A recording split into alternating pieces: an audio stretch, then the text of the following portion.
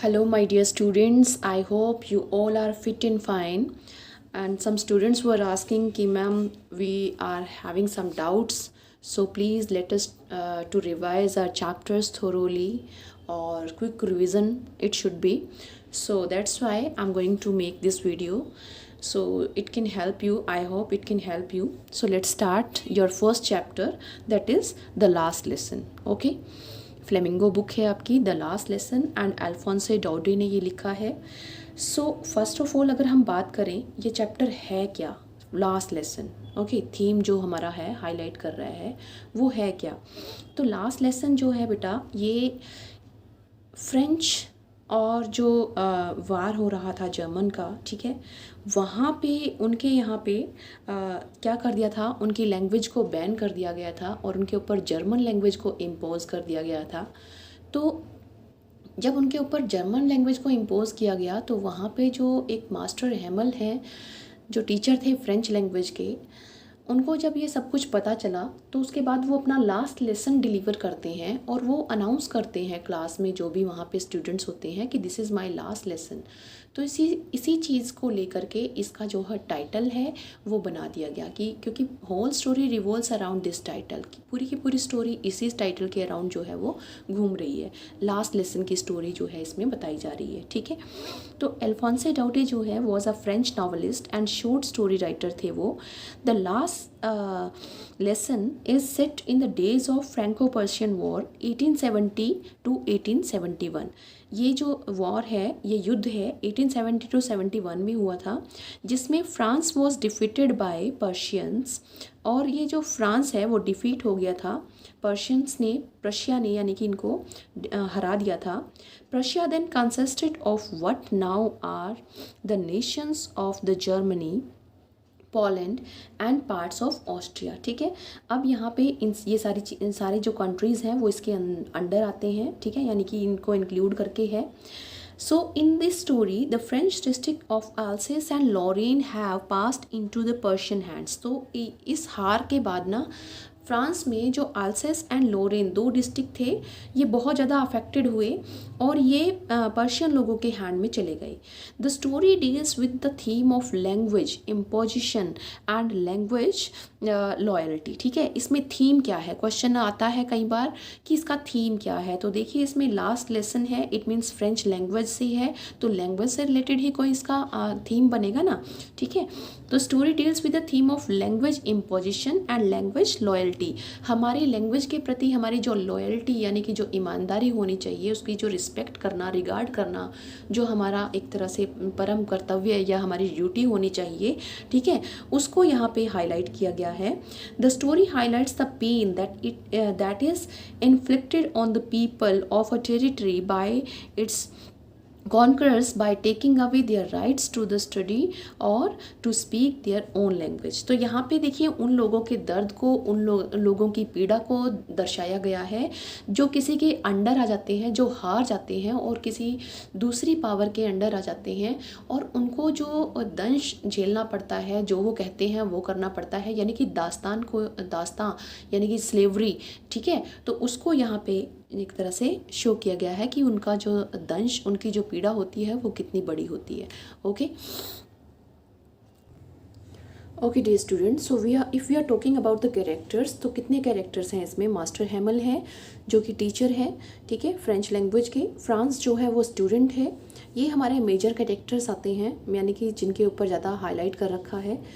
Mister Hauser हैं इसमें, ठीक है, जो कि क्लासरूम में आते हैं to pay his tribute to Mister Hamel and he was having a primary booklet, ठीक है ना, प्राइमर जिसको बोला गया है, primer, okay. Primer means old booklet, primary booklet जो होती है जिसमें अल्फ़ाबेट्स होते हैं, तो उनके हाथ में वो है फ्रेंच लैंग्वेज का अल्फ़ाबेटिकल जो बुक होती है, दैट वन।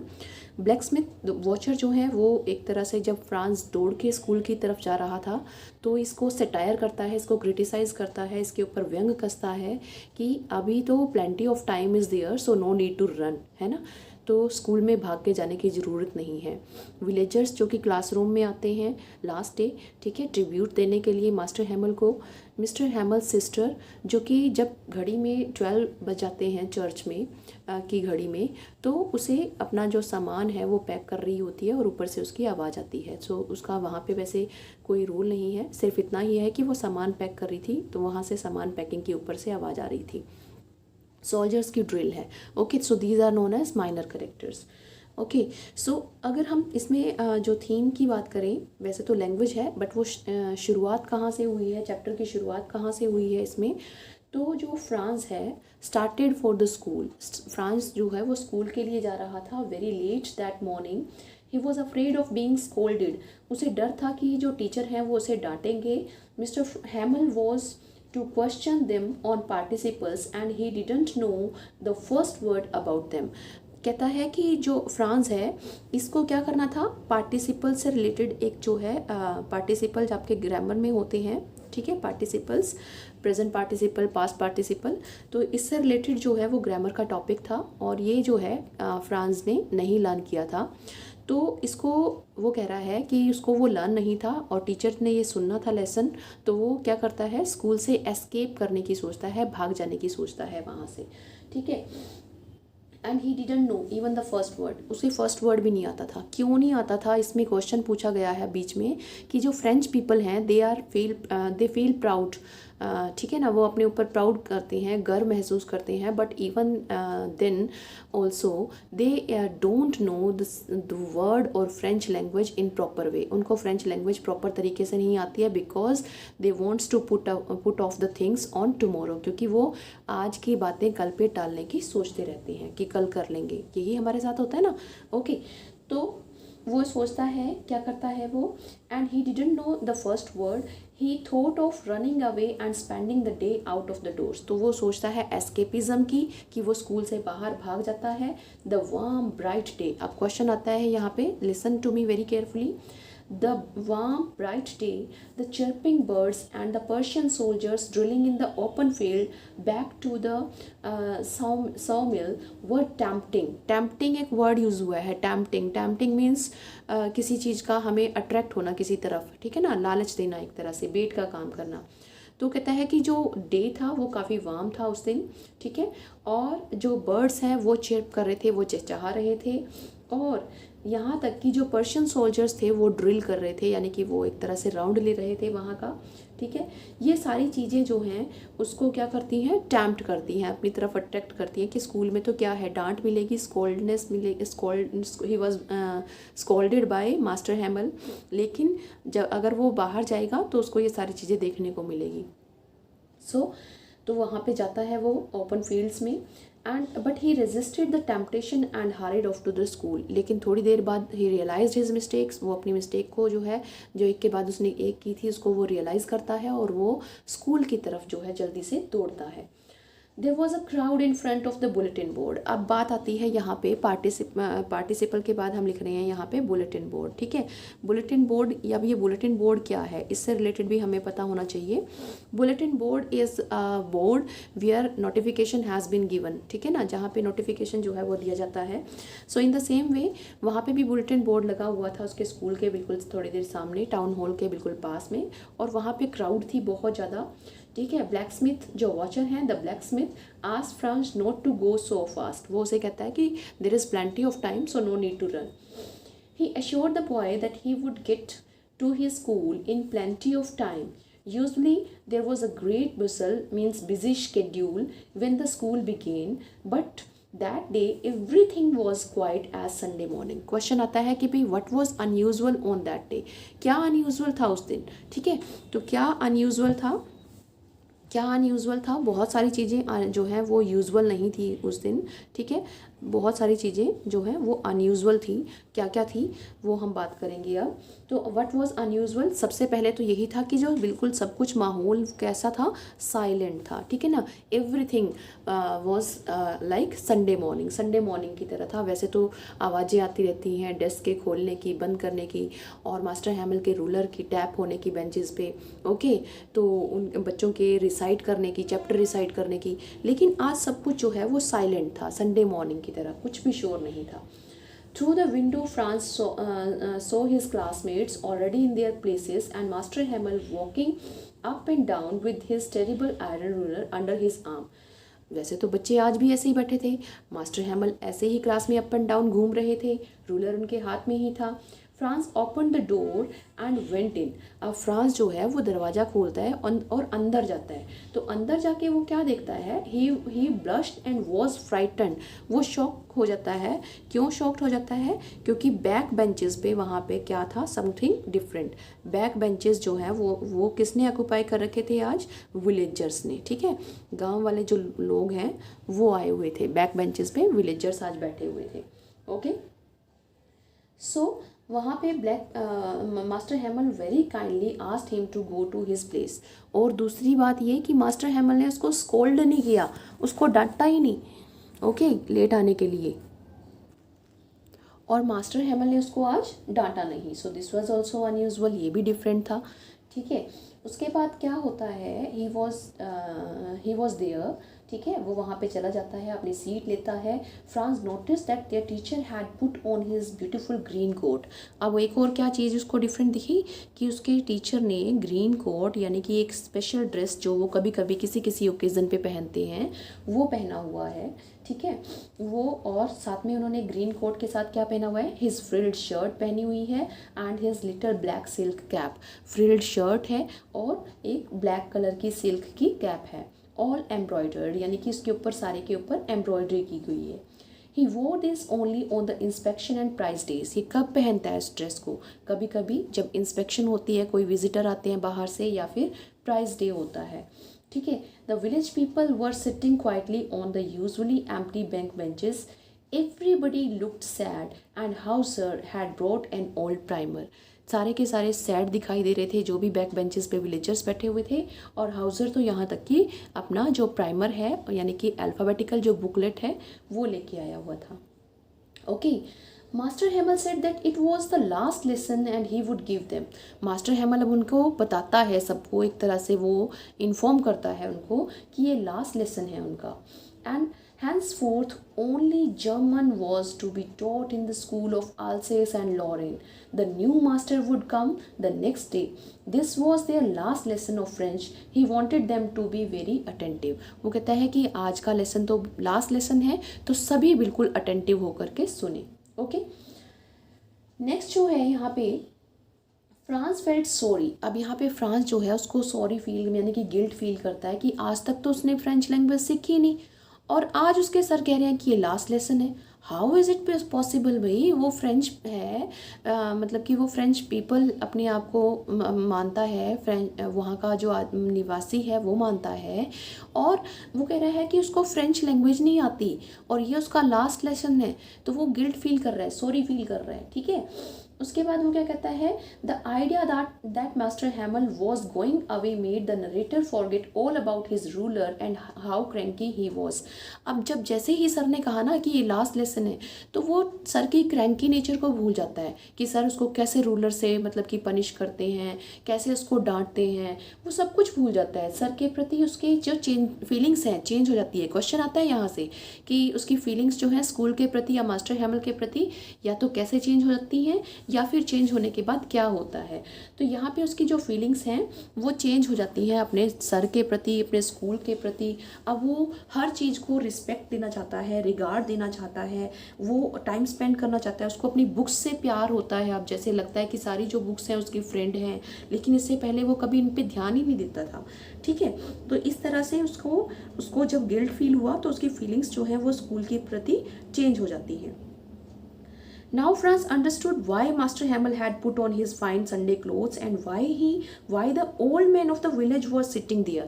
अब फ्रांस को समझ में आया कि सारे के सारे जो लोग हैं वो क्यों हैं यहाँ पे और मास्टर हैमल ने अपनी फाइन ड्रेस क्यों पहनी हुई है. They had come to think, क्यों आए थे वो, ये क्वेश्चन आएगा आपका 1 मार्क का। They had come to thank the master for his 40 years faithful service to show their respect for the country that was theirs no more.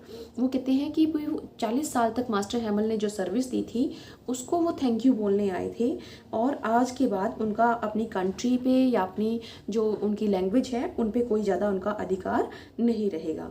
Master Hamel asked Franz to recite, लेकिन lesson शुरू करते हैं वो, तो master हैमल, जिसका डर था France को वही होता है, मास्टर हैमल जो है वो उसको लेसन रिसाइड करने के लिए कहते हैं। But he stood there silent, लेकिन वो वहाँ पे चुपचाप खड़ा हो जाता है क्योंकि उसे आता ही था कुछ भी, सिंगल वर्ड भी नहीं आता था। The teacher didn't scold him, अब टीचर उसे जो है डांटते नहीं है, ये भी अनयूजुअल हो गया ना, डिडंट स्कोल्डेड है ना, was not scolded. He confessed, अब यहाँ पे जो टीचर है वो क्या करता है, यहाँ पे मास्टर हैमल जो है वो ब्लेम करते हैं, किसको ब्लेम करते हैं, वो 3 पर्सन्स को ब्लेम करता है, ठीक है, यानी कि 3 जो हैं लोग रिस्पॉन्सिबल हैं। पहले तो वो खुद को, हिमसेल्फ, अपने आप को वो ब्लेम कर रहा है, ठीक है, कि भाई ये लोग फ्रेंच क्यों नहीं सीख पाए, इसलिए ब्लेम कर रहा है। पेरेंट्स को ब्लेम करता है, फिर वो स्टूडेंट्स को भी ब्लेम करता है, ठीक है। तो वो उनको ब्लेम कर रहा है कि भाई पहले, सबसे पहले वो खुद को ब्लेम कर रहा है। वो कहता है कि भाई मैं जो है मैंने इसको कभी सीरियसली लिया नहीं, जब भी मुझे कोई एन्जॉयमेंट चाहिए था, एंटरटेनमेंट चाहिए था, तो मैं हॉलीडे ले लेता था अपनी आउटिंग्स के लिए, ठीक है। तो फर्स्ट ऑफ ऑल तो वो खुद को ही ब्लेम कर रहा है। ओके, नेक्स्ट थिंग वो कहता है कि उसको जब भी कुछ भी एंटरटेनमेंट चाहिए, उसे कोई फिशिंग करनी है, whenever he wants to do these type of the things, तो वो छुट्टी ले लेता है, जिसकी वजह से बच्चों का लॉस होता है। सेकेंड थिंग वो जो है वो पेरेंट्स को भी ब्लेम करता है। वो कहता है कि his parents and he were at fault, दोनों ही फॉल्ट पे हैं। वो कहता है कि पेरेंट्स भी बच्चों को जो है सीरियसली नहीं लेते उनकी स्टडी को, और वो अपने काम के लिए उनको खेतों में या फिर कुछ और काम के लिए, पर्सनल काम के लिए बच्चों का जो है वो हॉलीडे ले लेते हैं, ऑफ ले लेते हैं, जिसकी वजह से बच्चे जो हैं वो पीछे रह जाते हैं। और बच्चे जो हैं वो क्या करते हैं, आज का काम कल पे डालते हैं, ठीक है। Then he talked of the French language, the most beautiful language in the world. अब यहाँ पे क्वेश्चन आता है कि वो फ्रेंच लैंग्वेज के बारे में क्या कहता है, तो वो उसको most beautiful, easiest and logical, ठीक है ना, यानी कि सबसे ईजी, सबसे लॉजिकल और सबसे ब्यूटीफुल लैंग्वेज कहता है। Okay, he asked them to guard it and among them and never forget it.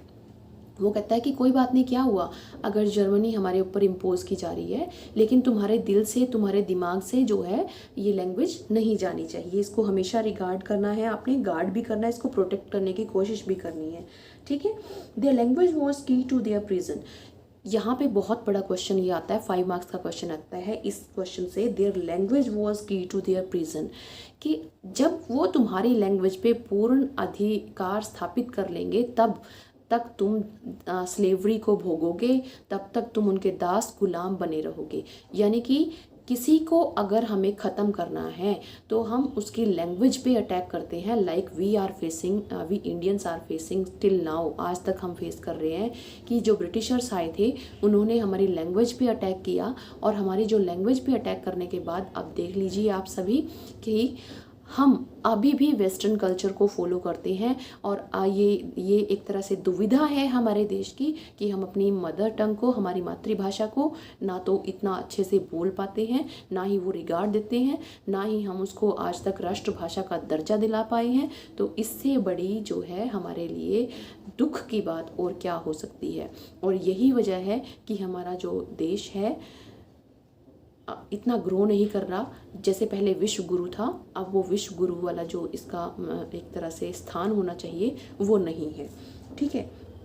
तो यहाँ पे वो क्या कहता है, देयर लैंग्वेज वॉज की टू देयर प्रिजन, यानी कि किसी को अगर दास बनाना है, ये ज़रूरी नहीं है कि उसको सिर्फ जेल में ही डाल दो, उसको काल कोठरी में डाल दो तभी वो जेल में कैद में रहेगा, बल्कि उसकी लैंग्वेज को अगर हमने गुलाम बना लिया तो भी हम क्या कर सकेंगे, उसको जेल में यानी कि कैद में रख सकते हैं, पल पल मारेंगे उसको, ठीक है। Then they had lesson in grammar and writing. उसके बाद जो टीचर है उनको ग्रामर और राइटिंग के कुछ लेसन्स कराता है। The pigeon coos very low on the roof. और जो पिजन है, जो छत पे जो कबूतर हैं वो बोल रहे थे, कू कर रहे थे मीन्स, ठीक है। France thought if they would make even the pigeon sing in German. तो फ्रांस के मन में क्वेश्चन आता है कि ये इन्होंने हमारे ऊपर तो जर्मन लैंग्वेज इम्पोज कर दी, लेकिन क्या पिजन्स को भी जर्मन लैंग्वेज सिखा देंगे, उनके ऊपर भी थोप देंगे अपनी लैंग्वेज को? तो नहीं कर सकते ना। क्यों नहीं कर सकते? क्योंकि वो तो क्या है, इंडिपेंडेंट है। ये सिर्फ एक ह्यूमन बीइंग ही है जो सुपर पावर उसके पास होने के बावजूद भी, सुपर जो ब्रेन होने के बावजूद भी वो अपने आप को सेटिस्फाइड नहीं रखता और दूसरों को यानी कि अपने अंडर उसको वो रखना चाहता है, ठीक है। उनके ऊपर अपनी लैंग्वेज थोपता है या फिर उनको अपने हिसाब से जो है काम कराता है, ठीक है। इसके बावजूद भी जो हम कबूतरों को या फिर पैरट्स को, बर्ड्स को हम केज में रखते हैं, लेकिन हम उनकी लैंग्वेज को कभी भी चेंज नहीं कर पाते। तो यहाँ पे वो एक तरह से एनहांस कर रहा है किस चीज़ को, कि वो चाहे जो मर्जी हो जाए, जितना मर्जी लैंग्वेज हमारे ऊपर इम्पोज कर दें, लेकिन हम अपनी लैंग्वेज को, अपनी मातृभाषा को मरने नहीं देंगे, ख़त्म नहीं होने देंगे, ठीक है। जब वो सारे राइटिंग का लेसन कर रहे थे तो मास्टर हैमल जो है वो अपनी चेयर पे बैठे हुए थे, मोशनलेस यानी कि विदाउट एनी मोशन, और हर चीज़ को देख रहे थे। तो क्यों देख रहे थे? वो actually he just wants to keep everything in his mind. जैसे हम कहीं जाते हैं, किसी को अलविदा कहते हैं, बहुत लगाव हमें होता है, तो हम उस हर चीज़ को देखते हैं, बड़े ध्यान से देखते हैं कि कहीं हमारे माइंड से ये निकल ना जाए, वो पिक्चराइज कर लेते हैं बिल्कुल अपने माइंड में इसको। His sister was packing their trunks in the room above as they had to leave the country next day. After writing, they had a lesson in history, and then the babies chanted their AEIOU। ये vowels लिखे हुए हैं French language में आपके lesson में, BABEBIBOBU, ये these are vowels. Even old Hauser was crying, यहाँ तक कि आंखों में आंसू थे हाउसर के। And all at once the church clock struck 12 and then the midday prayers. Church में क्या होता है, मिड डे प्रेयर शुरू हो जाती है ना 12 बजे, तो वो कहता है कि जैसे ही घड़ी में 12 बजे तो प्रेयर शुरू हो गई। At the same moment the trumpets of the Persian returning from drill sounded under the window. और जो सोल्जर्स राउंड लेने गए हुए थे वो वापस आ गए तब तक, ठीक है। मास्टर हैमल जो है वो अपनी सीट से खड़े हो जाते हैं and he wanted to speak. वो कुछ और शब्द अपने बच्चों को या गांव वालों को बोलना चाहते हैं, but he was not able to speak, क्योंकि उनका जो गला है वो चौक हो जाता है, जाम हो जाता है, बोल नहीं पाता। तो इसीलिए वो एक चौक का पीस उठाते हैं और ब्लैक बोर्ड पे लिख देते हैं वाई वाला फ्रांस, यानी कि फ्रांस में leave long. After this, he stopped and leaned his head against the wall. Without a word, he made a gesture with his hand to indicate that the school was dismissed and they might go. यानी कि last में वो bye bye, अलविदा का उनको एक तरह से सिंबल शो करते हैं कि भी अब जो क्लास है वो ख़त्म हो चुकी है, स्कूल ख़त्म हो चुका है और अब उनका जाने का टाइम आ चुका है। तो इस तरह से इस लेसन में जो हमें लेसन में सिखाया गया है कि we should protect our language, और अगर हम अपनी लैंग्वेज को प्रोटेक्ट करते हैं, उसको इम्पोर्टेंस देते हैं, तो कोई भी हमें प्रिजन यानी कि कोई भी हमें स्लेव नहीं बना सकता। Okay, is it clear?